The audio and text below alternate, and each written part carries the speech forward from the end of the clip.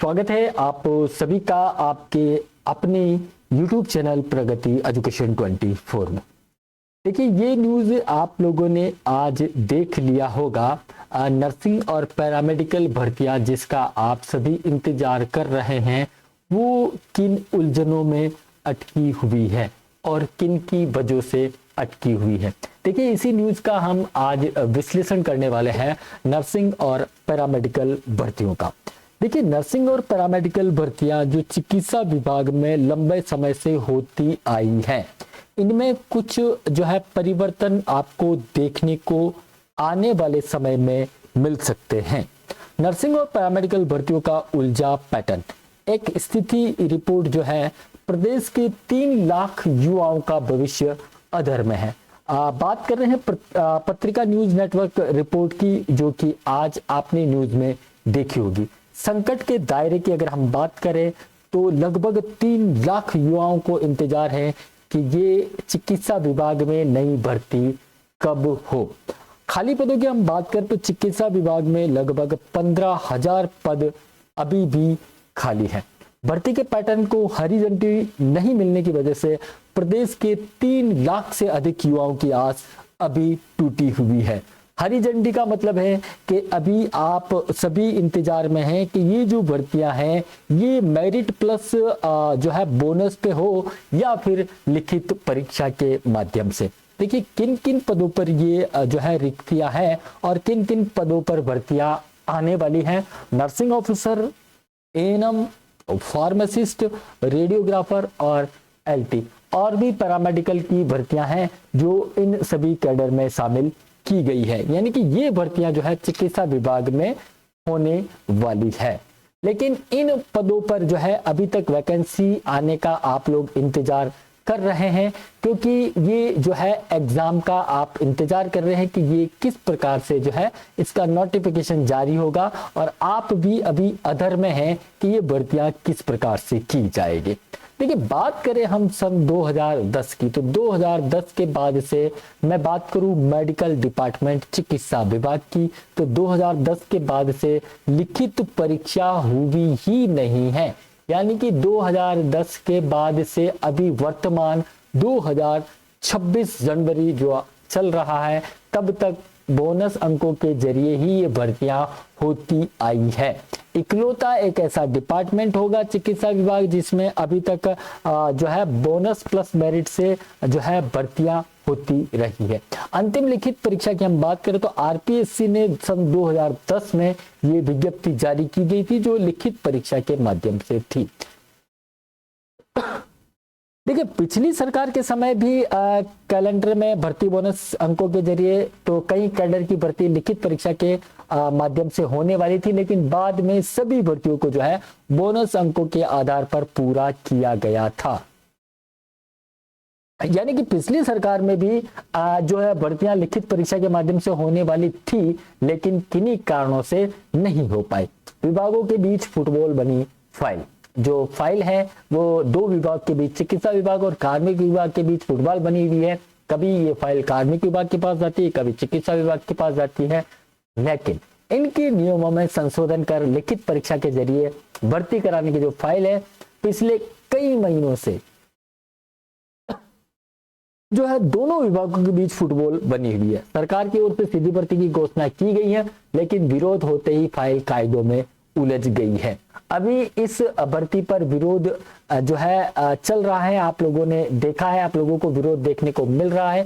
2 पक्ष की मैं अगर बात करूं, उन 2 पक्षों के बीच में ये जो है विरोध अभी स्टार्ट हुआ है। यानी कि 2 पक्षों की हम बात करें तो भर्ती का आधार क्या हो, दोनों अभी ये डिसाइड करने में लगे हैं। एक तरफ है संविदा कार्मिक और दूसरी तरफ है बेरोजगार युवा,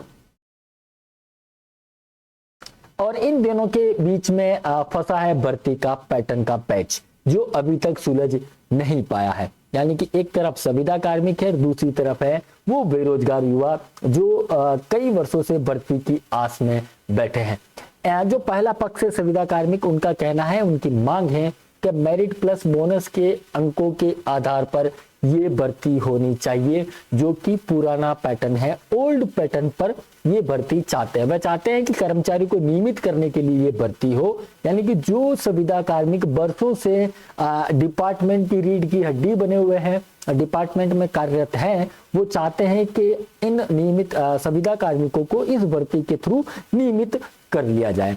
इनका तर्क है कि 5 से अधिक भर्तियां हो चुकी हैं और पैटर्न भी यही जारी रहे। सरकार की ओर से बोनस अंक व मेरिट के आधार पर भर्ती को आगे बढ़ाया जाए, यानी कि ये जो भर्ती होने वाली है इसमें बोनस अंक और मेरिट अंक के आधार पर भर्ती की जाए, ताकि जो पहले संविदा कार्मिक लगे हुए हैं उनको किसी न किसी तरीके से नियमित किया जा सके। दूसरे पक्ष की हम बात कर रहे हैं जो कि बेरोजगार युवा हैं, जिनके पास ना तो बोनस है और ना ही किसी प्रकार का संविदा कार्मिक का ठप्पा। ये लोग चाहते हैं कि जो परीक्षा है, जो वैकेंसी है, वो लिखित परीक्षा के माध्यम से हो।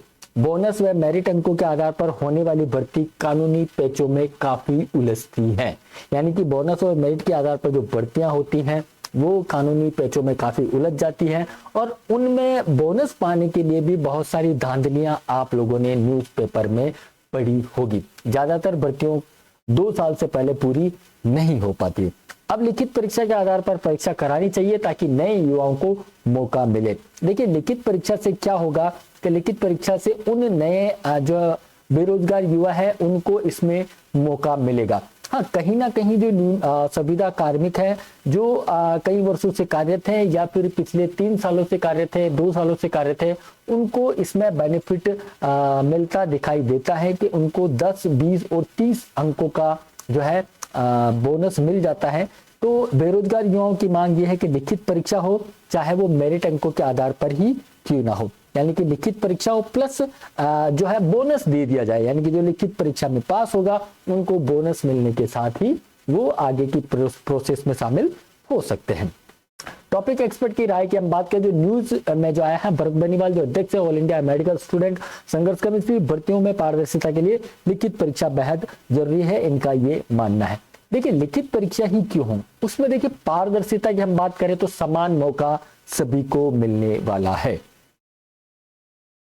लिखित परीक्षा के जरिए सभी युवाओं को नौकरी में समान मौके मिल सकेंगे, यानी कि अगर रिटर्न एग्जाम होता है तो रिटर्न एग्जाम में एक बेस रहेगा कि आपने इस पड़ाव को पूर्ण किया है। युवाओं की भावनाएं अगर हम देखें तो प्रदेश भर के सभी युवाओं की भावनाओं को ध्यान में रखते हुए सरकार को फैसला लेना चाहिए कि आपको रिटर्न एग्जाम करवाना है या फिर मेरिट प्लस बोनस से आपको भर्ती करनी है।